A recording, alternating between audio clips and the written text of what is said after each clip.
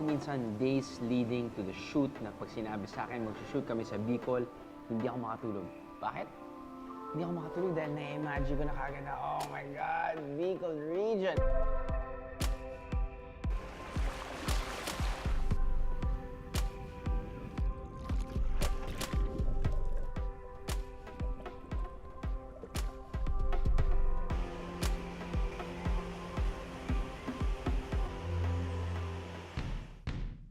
Anong klaseng gata to? What is this sorcery?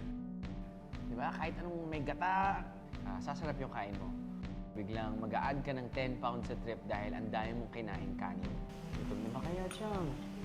Oo nga eh. Kain na tayo.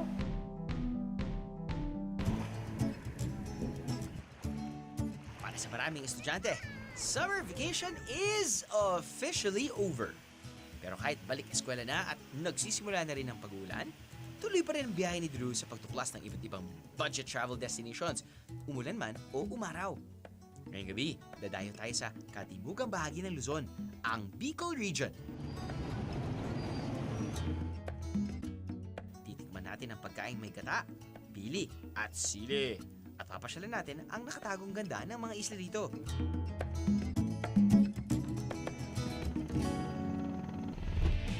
Ano?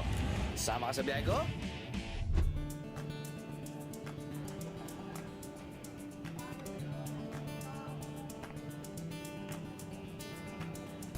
Wala nang patumpik-tumpik pa. Biyahe na agad sa mga isla.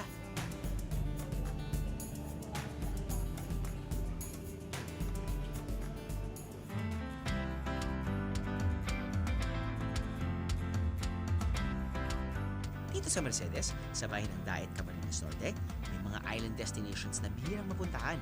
Ang island hopping dito, 560 pesos per head lang per group of 8. Less than 5,000 lang ang babayarin nyo para mabisita ang 7 isla. Aba, panalo to ha.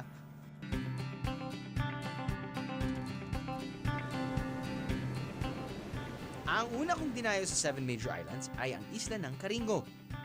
Ito ang pinaka-popular sa mga isla ng Mercedes dahil sa mahaba nitong white sand beach na masarap ng bayan. Malayo sa bayan ng isla kaya ang kuryente dito bukas lang tuwing alas 6 hanggang alas 10 ng gabi. Ang okay dito, walang entrance fee sa isla. Kaya kung feel niyong tumakas mula sa ingin ng syudad, aba perfect spot to. Nandito rin ang tinaguri ang pinakalumang bahay sa Mercedes, ang Dakulang Harong o Malaking Bahay sa Tagalog.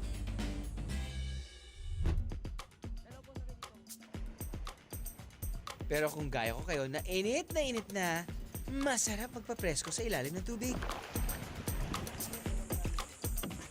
Gehero tip, magdala ng snorkel para iwas gastos.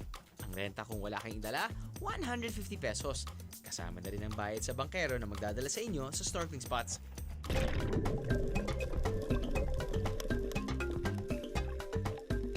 Wala man ako nakitang isda dahil medyo maalon sa aming pagsisid, maganda pa rin makita ang mga reef dito.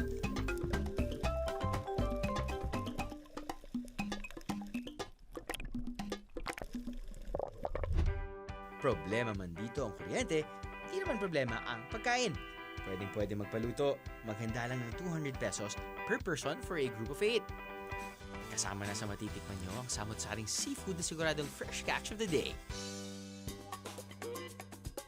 Okay mga biyeros, so simula ng ating island hopping at hindi tayo ngayon sa Caringo Island. Part of, or one of the many islands ng Mercedes group of islands. Dito tayo kakain ng tinatawag nilang tuhad-tuhad. Siyempre may iniyang isda, meron tayong iniyang ng pusit. Siyempre, sa Bicol tayo, may gata.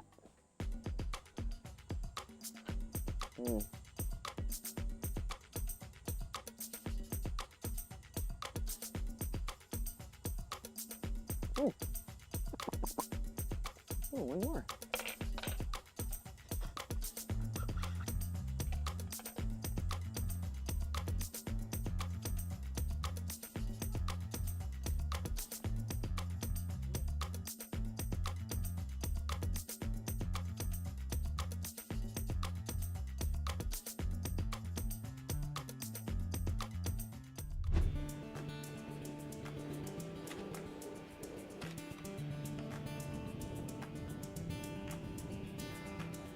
Lipat naman tayo sa island number 2, ang Malasugi. Ang bentahe naman ito, only selfie. Wala kasing mga local settlers dito kasi ito ang pinakamaliit na isla sa 7 isla na pupuntahan natin. Maiikot ang buong isla ng wala pang 1 oras. Perfect sa mga biyahero na gusto ng private and quiet time. Pwede rin mag-camping dito. Just make arrangements with the tour guides and make sure na magdala kayo ng sarili nyong tent. Kung maumay naman kayo sa mga isla, may falls rin na malapit lang sa bayan ng Daet. Ito ang Malatap Falls. Matatagpuan sa bayan ng Labo, ang agos nito ay nagsisilbing hydro massage para sa mga turista na gustong magtampisaw sa fresh water mula tuktok ng bundok. Di man ganun kalakas ang agos ng tubig ngayon, every dip here is worth it. Tingnan nyo naman ang kiddie biyaheros na ito. Look at them! Enjoy na enjoy sa tubig! Hey! Hashtag refreshing! Aba, di biro ang magbabad sa tubig at maglibot ha? Kung abutan kayo ng gutom, don't you worry. May sikat na merienda dito na sulit at mabigat sa tiyan. Ito ang binutong. Sa halagang 10 pesos kada piraso, sulit na carbo loading to, chong. So, ano po to? Kaning malagkit. Oo, malagkit. Okay. Tapos sinugasan, binabad sa tubig muna. Apo. Tapos kinalis sa tubig. Sa Tapos tubig. Ito na po. pinatuyo. Pinatuyo. Gata. Ito gata, may asin to. May asin. Titikman mo naman kung tama-tama yung Yung alat. alat. Ang mahirap sa paggawa ng binutong ay ang pagbabalot ito sa daon ng saging. Pinapainitan muna ang daon sa mahinang apoy para mas madaling balutin ang kaning malakit. Para mas ano, wag parang masira. butas. Oo. Para maganda siya talian. Para maganda yan. Pwede ko ba masubukan tayo? Subukan ko. So, nilagyan na tayo ng ngayon. Kaya po yan? Importante ang tamang pagbabalot dahil kapag nasira o nabutas ang dahon ng saging, di mabubuo ang binutong. Yung Tapos, pitik. yun na yun. Tapos na. Yan na yan. Tapos ilalaga na. Kunti lang tubig yan dapat. Gano'ng katagal ilaga? Mga kalating oras na. Wala pang kalating oras. Kalahating oras.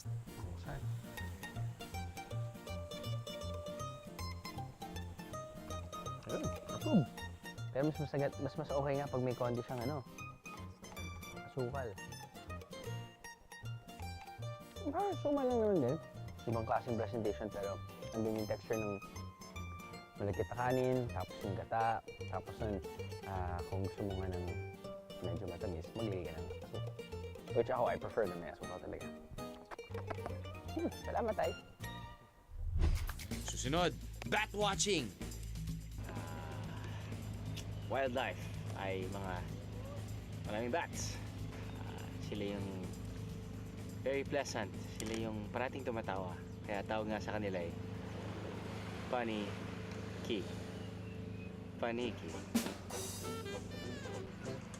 Teka, napapahiya ako. Punta ako sa bathroom. Lahat ng gulaman ko sa seaweed. Hindi ko alam yan.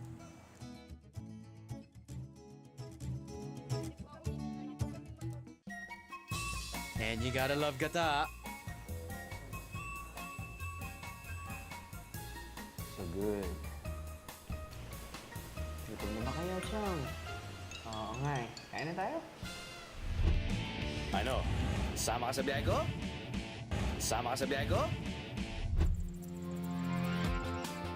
This week, we're exploring the beautiful province of Camarines Norte. Bakit? Kung gusto niyo magbakasyon dito, madali na namang matuntun to. First option, via plane. Take an hour plane ride from Manila to Naga. Then take the bus or van for 2 hours to Daet. Ito ang pinakamabilis pero pinakamahal na paraan para makarating ng Daet mula Maynila. Ang second option ay ang 7 to 8 hour Manila Daet bus ride. Nasa 500 to 600 plus lang ang pamasahe depende kung aircon or kung saan sa Daet ang baba nyo. Kung may sarili naman kayong sasakyan, masaya rin ang mag-road trip dito. Makaka-stopover pa kayo sa karatig probinsya ng Quezon at Camarines Sur. Sa pagdating namin sa Daet, marami na ang dining and hotel options. Nagsisimula sa halagang 1,500 pesos, may maayos at komportableng kwarto na kayong matutuluyan. Pero para sa akin at ang aking team, Dito namin napiling tumira ng ilang araw.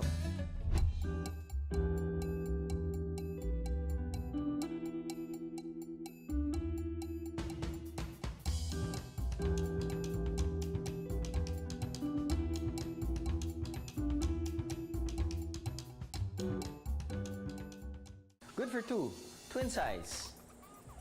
Very comfortable. Bed, nice linens. Very clean. Nice pillows. Hey, bonus may additional one, diba? Usually kapag per bed may dalawa lang. This one has three. Three fluffy pillows. Soft, fluffy, very nice. You've got your lavabo. But sabihin natin mas malaking grupo nyo. Alam mo, there's like a super identical looking room sa taas na pagpasok mo, meron ding setup na ganitong kama. Pero may staircase paakyat papunta sa attic na pwede rin mag-hold ng 2 tao. Galing! Actually, may aircon dito sa baba at may aircon din sa taas. Now, kung gusto mo naman medyo mas malaki, okay, meron din sila dito yung pinakamalaki nila, which is their cabin. Of course, it's more expensive. But hey, if you got the budget, why not? Alright, so that sums it up. Kung napili niyo naman na tumira sa isa sa mga isla sa Mercedes, wala rin problema sa matutuluyan. Sa package na 4,480 pesos per group of 8, magdadagdag lang kayo ng 250 pesos per day na bayad sa pagtulog sa isla ng Apuao Pequena. Think, more quiet ang Awangin and more serene nagsasa cove ng Zambales. Oh, very similar, right? Cozy huts and cottages para sa picnics. Siyempre, may camping areas din for your tents. And don't forget to bring your own baon dahil wala kasi kayong mabibilin dito pagdating sa isla. At dahil may pagka-untamed ang isla, mag-ingat sa mga wild creatures kagaya ng aming cameraman. Kagaya ng nakita ng aking cameraman. Check. Buhaya yan. Yan o. Buhaya sa mangrove. Buhaya. Mag-ingat din sa pagliligo sa dagat dahil baka makasabay nyo sa paglangoy ang mga jellyfish. Nature tripping at its finest, hindi ba? Kung abuti naman kayo ng gutom sa isla, relax lang. The best dito, seaweed gulaman.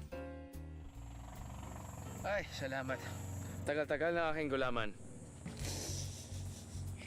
Alright, sa mga biyero. Kita mo naman yan ang presentation, no? It's all about the presentation. Ito ay silicone. Ano nilalagay dito? Dahil ka lang. Gulaman. Gulaman. Galing at gamit seaweed. Seaweed, gatas, asukal, may mangga. And get this. Tumigas siya ng walang yelo. Nagkakaproblema nga kami kanina dahil habang niluluto yung pinapakita niya yung proseso, walang yelo dito sa isla.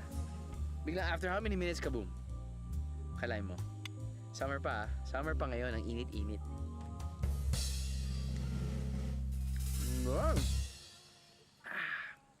Kalain mo, no? Tumitigas ang gulaman kahit di palamigin dahil sa secret ingredient na kalamansi. Kapag hinalo kasi ito sa ibang mga sangkap gaya ng mangga, gatas at asukal, at pinainit habang tuloy-tuloy na hinahalo, sa paglamig nito, mabubuo ng kusa ang gulaman. O, di ba? Lasang mangga. Perfect na pang himagas. 1 cup, 10 piso. Pag nandito ka sa isla. Not bad. Ngayon ko lang nalaman na ang gulaman gawa sa seaweed. Daw. Lahat ng gulaman gawa sa seaweed. Hindi ko alam yan. Kala ko tayo mga Pilipino lang. Alam gumagamit ng mga maraming raw materials or yung talagang hindi nag-aaksay ng mga gamit na pwedeng lutuin. Alright! Joy! Nakagawa ang aking gulaman. Nagawa sa seaweed.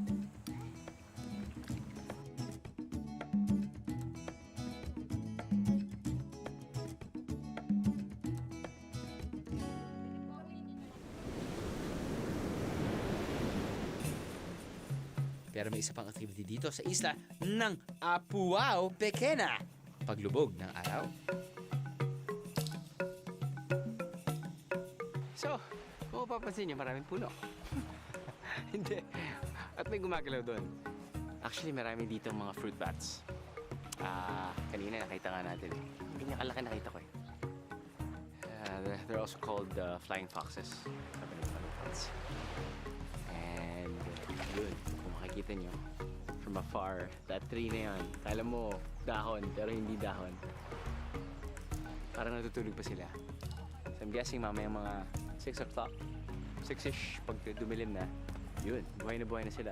Mag-rave party na yung mga yan. Awesome. But from here naman, you can hear them na eh. Yung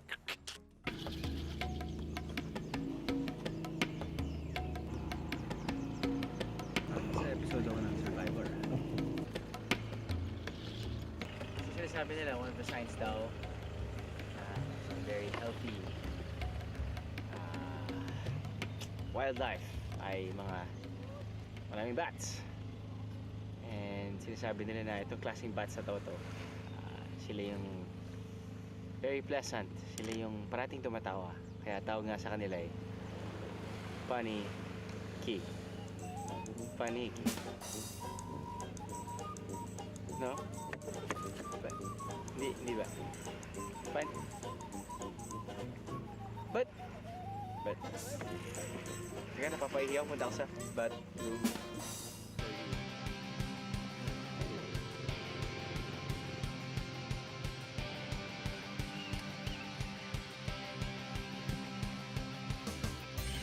But ang dami nila.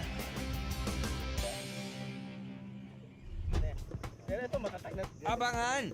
Magtanim ay di joke. Or magtanim ay di biro.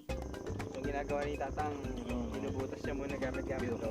Ginagamit namin Para magkaroon ng may hole. may hole siya na pwedeng kita sa yung babaw. Pati ang mga falls ng Camarines Norte, mapapa-fall ka nga naman!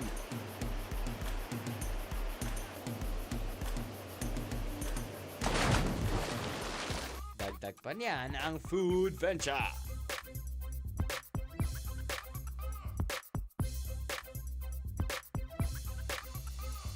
Nadali mo siya. Ano? Sama ka sa biyahe ko? Sama ka sa biyahe ko?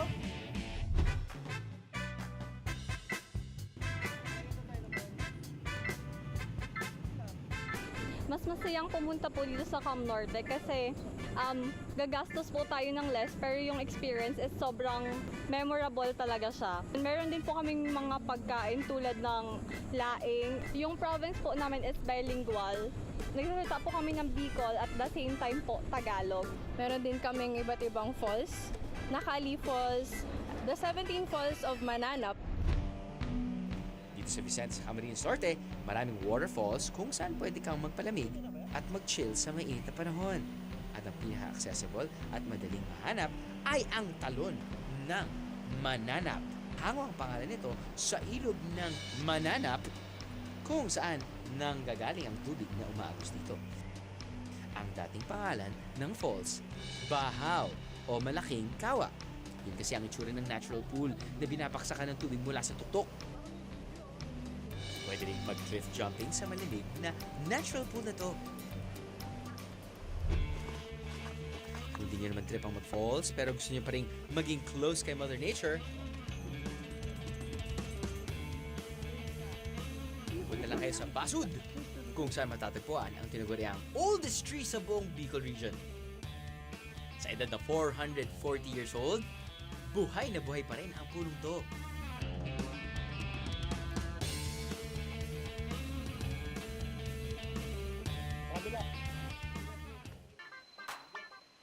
One, 2, 3, 4. 5, 6, 7, 8, 9, 10, 11, 12, 13, 14, 15. No wonder, it's called Mother Tree. Now, back to our island hopping sa Mercedes Group of Islands. Kung kanina, napuntahan na natin ang isla ng Caringo, Apuao Pequena, at Malasugi, kasama rin sa island tour ang Kinabagian Island. Sa Apua o Grande naman nakatira ang karamihan sa mga mangingisda na settlers ng isla. Sa isla naman ng Canton, maaring sundan ang yapak ng environmentalists dahil dito maaring magtanim ng mangroves. Saan tayo papunta, Tay? Hindi sa gila lang. Sa mangrove area yung gusto rin. Anong isla to? Canton Island. Pero sakop yun ng Apwaw. Okay. Kayo lang po naglagay ng mangroves dyan. Oo. Bakit niyo po naisipan maglagay? Kasi depende yun sa amin sa Baguio.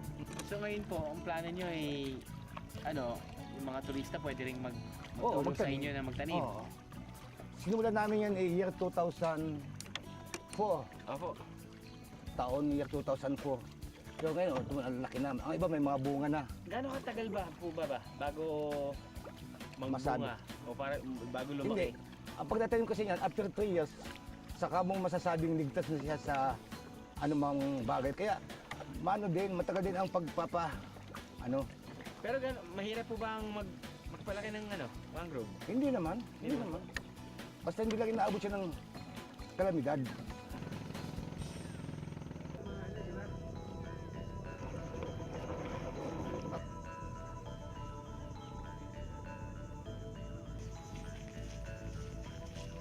Malaking bagay ang mga bakawan sa isla dahil ang mga to ay nagsisilbing depensa laban sa mga bagyo.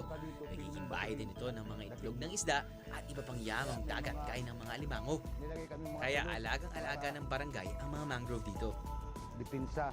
Importante raw kasing mamulat ang mga turista sa alagaan ng mga bakawan sa ecosystem ng bawat isla. So, ilagay niyo muna ang sige. Pasok na po. Oo, simulan niyo yan. Oo. Nilisan yan. Yun. Yan.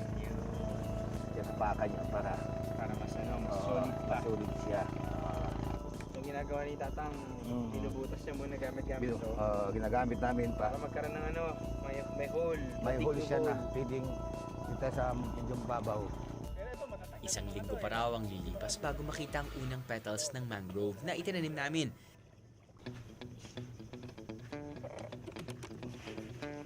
Pero di pa man ganun karami ang aming naitanim, magandang simula na to. Sana sa pagbalik ko rito, hitik na ang mga bakawan dito. Mula sa pagtatanim sa ibaba ng isla ng Canton, punta naman tayo sa tuktok ng isla ng Canimog na perfect vantage point para makita ang paglubog ng araw.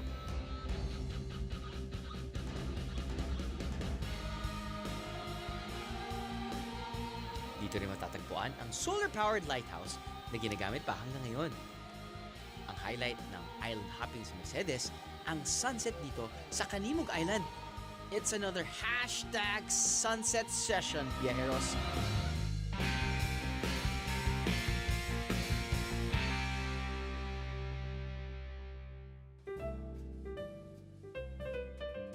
Matapos ang maghapong island hopping, we are up for an authentic Bicolano dining experience.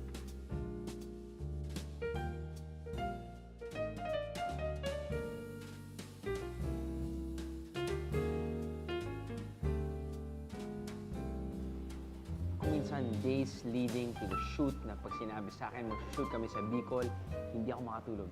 Bakit? Hindi ako makatulog dahil na-imagine ko na kagad na, oh my God, Bicol region. And you know, pagdating sa Bicol region, talagang blown away ako niyan. I remember yung first few shoots namin dito back in the day, like, probably a decade ago, nearly a decade ago. Okay, Bicol region, tas kain. What? Ano yun?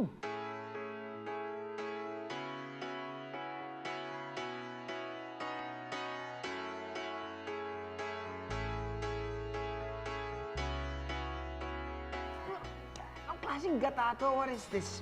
Sorcery. Diba? Kahit anong may gata, basta't biglang lilitaw yung lasa. Or talagang sasarap yung kain mo. Or biglang mag-a-add ka ng 10 pounds sa trip dahil ang dami mong kinain kanin.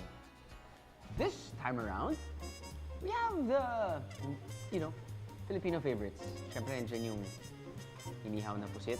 Laking pusit na ito, chong. We have the ribs. Meron tayong pinaputok na plapla.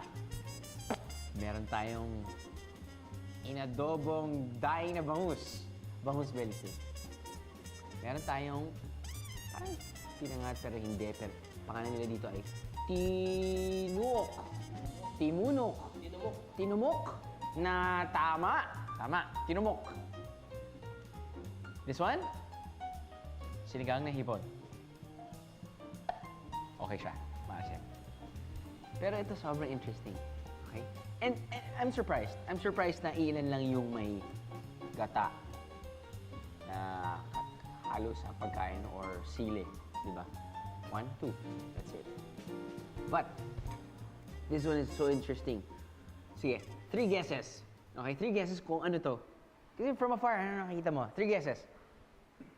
Hindi siya mashed potato. Hindi siya mashed potato. Mashed potato na may sili. Ano ba kayo? Sige. Hindi siya minced garlic. Minced garlic, niluluto yan kasama ng ibang pagkain, hindi lang may sili. Okay.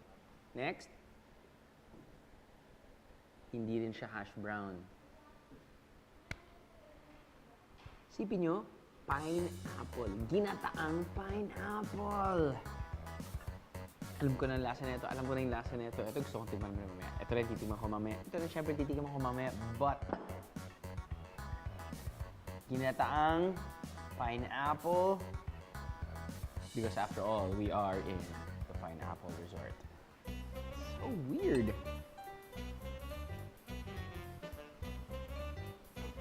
So good. It's so good. It's weird. Lasang-lasa mo talaga yung lasang-lasa mo yung gata. Pero yung habol mo rin dito yung sarap ng gata, tapos yung mixed with yung sweetness ng pineapple, tapos yung texture din ng pineapple, which is kind of crunchy. Parang kumakain ka ng fried chicken, tapos kailangan mo ng coleslaw. Parang ito yung coleslaw. So, kailangan natin ng something fried. Some soy sauce.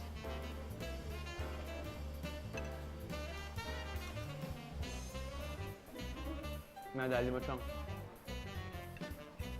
Nadali mo. So, kuha ko ngayon ng piniritong plata. Nilagyan ko ngayon ng konting soy sauce na may sili. So, nandun yung konting alat. Yung alat, bilang kakainin mo yung konting tamis ng pineapple.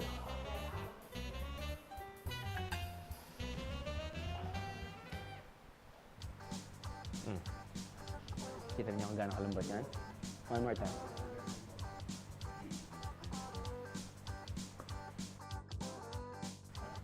Pwede? Pwede yan?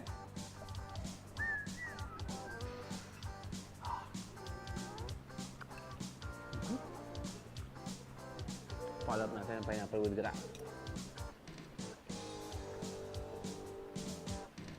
Nagpapanggap lang ako na walang kanin.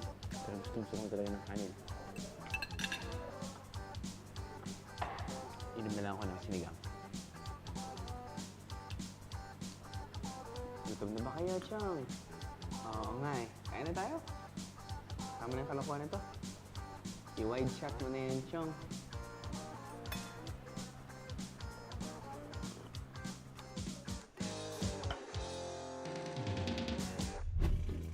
If you're looking for a different and romantic way to dine out, subukan nyo ang floating restaurant. Ang kanilang specialty, all grilled goodness.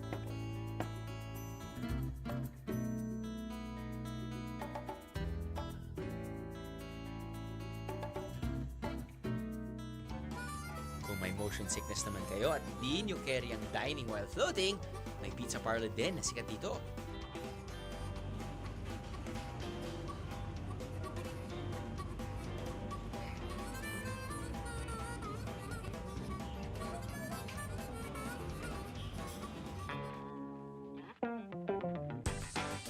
Pero if you're looking for fresh seafood na partners all-time Bicolano favorite, gata dishes gaya ng laing, why not try this resto?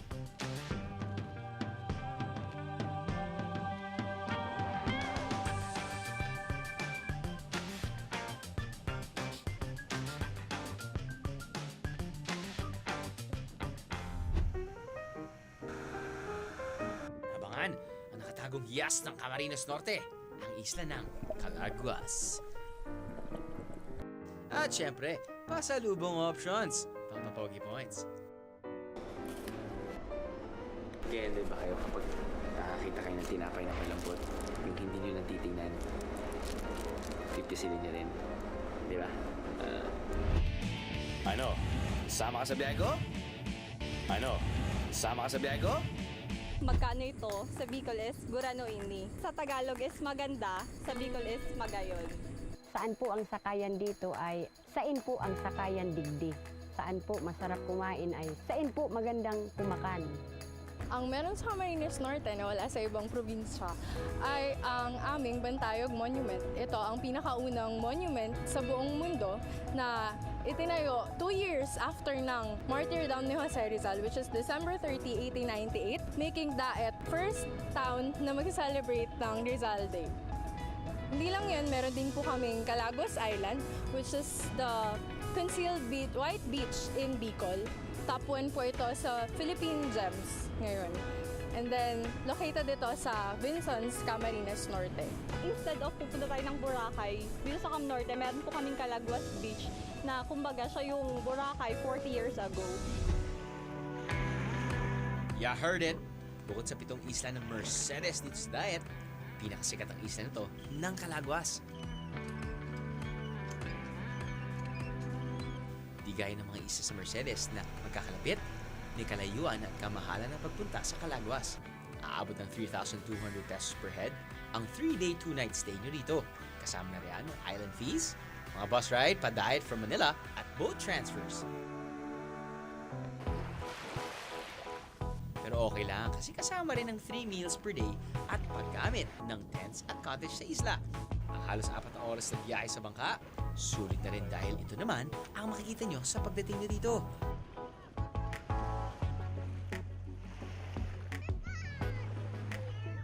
Tingnan nyo naman kung gaano kapino ang buhangin, guys. At gaano kalinaw ang tubig.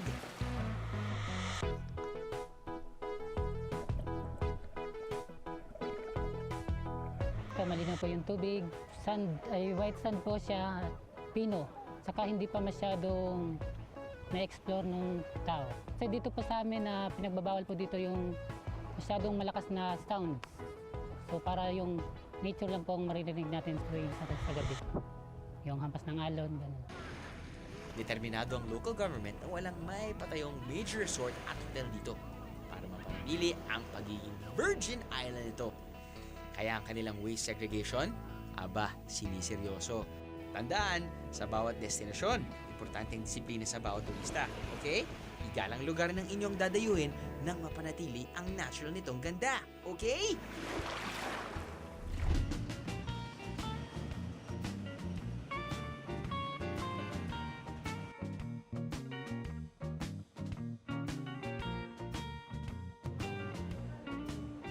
So just to give you pasalubong ideas mga biyahero, nandito tayo ngayon sa Caramel Bake Shop.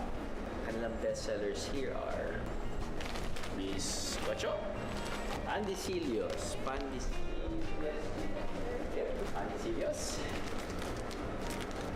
buka natin mamaya. Okay. Assorted pulveron. Sabi ko, assorted pulveron, may chocolate, may pili, may cashew, may pinipig. Sabi ko, asawa. Ooh, what is this? Ano to, te? Chiffon po, sir. Orange po. Chiffon. Ano chiffon na yan, ha? Okay, ah. Salamat, ah. Alam mo, weakness talaga namin. Tinapay, brother. Pero syempre, hindi ka kailangan pwedeng kumain. Dami. Kaya hindi ba kayo kapag nakakita kayo ng tinapay na malambot, yung hindi nyo lang titingnan, pipisilin nyo rin. Di ba? Sila ayaw nila yun eh. Dahil syempre... parang... sa prutas. Oo, parang sa prutas. Bibilin mo ba yun o hindi? So yan, babalikan na natin ngayon. Ano lang naman. Ngayon, lalo na pag ensaymada, di ba? Parang... Yeah, man na ensaymada. Sige. Ako gusto nito na asawa ko. Ready to earn some quality points at home. quality control, kailangan ng taste testing. Alam mo, milk tea tayo yan. Ito makakalata ang misis ko kapag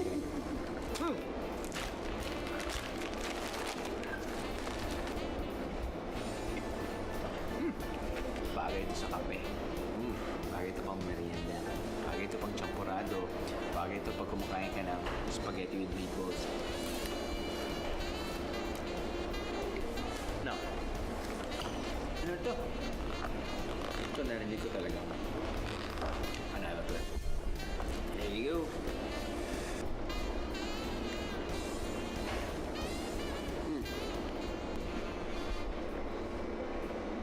Ito lang kagabi. Natikman na namin ito eh. Bago luto, piniinit.